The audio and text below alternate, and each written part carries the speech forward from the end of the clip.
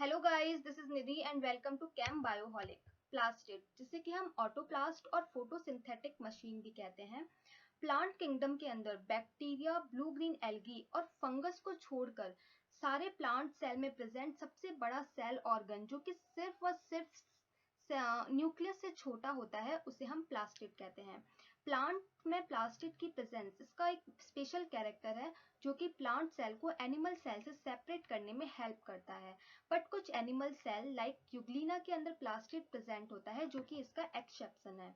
Haeckel ने 1865 में इस सेल ऑर्गन को प्लास्टिड नाम दिया। इसका जो मेन फंक्शन है वो फूड सिंथेसिस और फूड स्टोरेज करना है। ये एक लिविंग स्ट्रक्चर है और डिवीजन के थ्रू अपने नंबर को एक्सटेंड करता है। यानी कि जो न्यू प्लास्टिड का फॉर्मेशन है वो पहले से प्रेजेंट प्लास्टिड से होता है, जिसे कि प्रोटोप्लास्टिड कहते हैं। प्लास्टिड को लिगामेंट की प्रेजेंस के अकॉर्डिंग टू टाइप में डिवाइड कर सकते हैं। एक होता है ल्यूकोप्लास्ट और एक होता है क्रोमोप्लास्ट। ल्यूकोप्लास्ट के अंदर पिगमेंट एब्सेंट होता है, इसीलिए ये कलरलेस होता है। इसका जो मेन फंक्शन है वो कार्बोहाइड्रेट, लिपिड और प्रोटीन का स्टोरेज करना है। फॉर एग्जांपल एमाइलोप्लास्ट और इलियोप्लास्ट।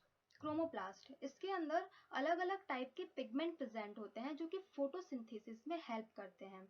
इसका एग्जांपल है क्लोरोप्लास्ट, फाइटोप्लास्ट और रोडोप्लास्ट।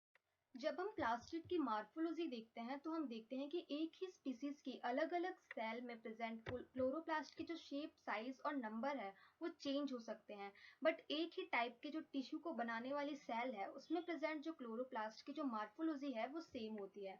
हम अगर क्लोरोप्लास्ट के शेप को देखें तो हम देखते हैं कि जो क्लोरोप्लास्ट है उसका जो शेप है वो square shape, discoid, spheroid, Ovett shape और क्लब शेप हो सकता है।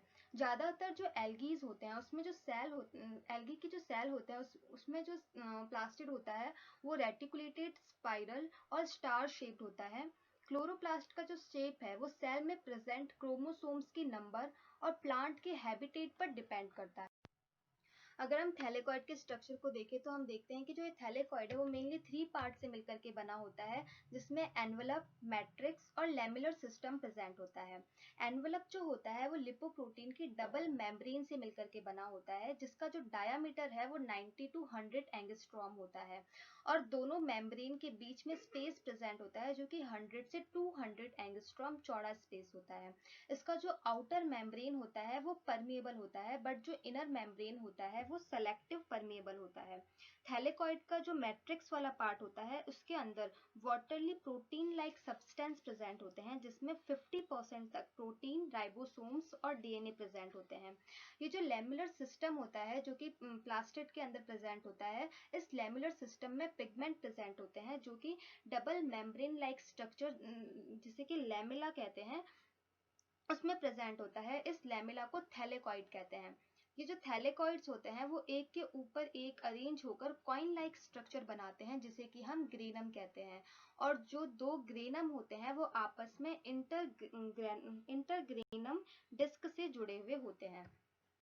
क्लोरोप्लास्ट का और 30 से 53% तक जो पार्ट होता है वो प्रोटीन से मिलकर के बना होता है, जिसमें 80% तक अनडिसॉल्वेबल प्रोटीन होता है जो कि लिपिड से मिलकर यूनिट मेम्ब्रेन बनाते हैं, जबकि 20% डिसॉल्वेबल प्रोटीन होता है जो कि एंजाइम में प्रेजेंट होते हैं।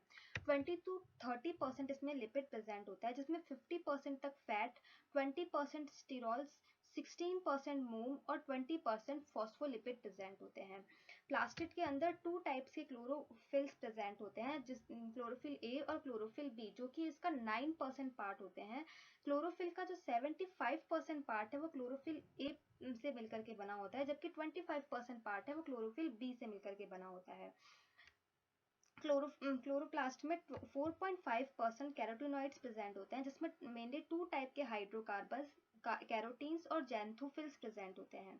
इसका 3 से 7% पार्ट आरएनए से मिलकर के बना होता है, 0.5% पार्ट डीएनए से मिलकर के बना होता है और इसमें 70 एस टाइप के राइबोसोम्स प्रेजेंट होते हैं। क्लोरोप्लास्ट के अगर हम फंक्शन को देखें तो उसका जो मेन फंक्शन होता है वो फोटोसिंथेसिस करना होता है, और फोटोसिंथेसिस के थ्रू ये फूड प्रोड्यूस करता है और फूड का स्टोरेज करता है। इसके अलावा क्लोरोप्लास्ट में डीएनए प्रेजेंट होता है जो कि स्ट्रक्चरल प्रोटीन सिंथेसिस करने में हेल्प करता है, जिससे कि प्रोटीन का सिंथेसिस होता है। और ये जो प्रोटीन होते हैं वो एंजाइम फॉर्मेशन में हेल्प करते हैं, जो कि crab cycles and fatty acid cycles में एंजाइम प्रोवाइड करवाते हैं।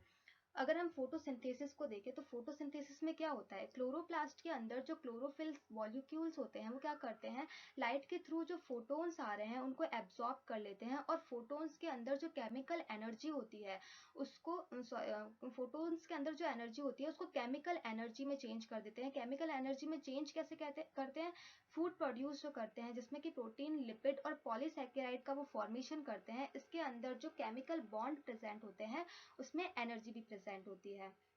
अगर आपको मेरा वीडियो पसंद आया हो तो वीडियो को लाइक और चैनल को सब्सक्राइब जरूर करें, और अगर आप चाहते हैं कि मैं इसमें कुछ चेंजेस करूं तो आप अपना सजेशन कमेंट बॉक्स में मुझे दे सकते हैं, या फिर आपको कोई नया टॉपिक पढ़ना है तो उसका सजेशन भी आप मुझे कमेंट बॉक्स में दे सकते हैं। Thank you.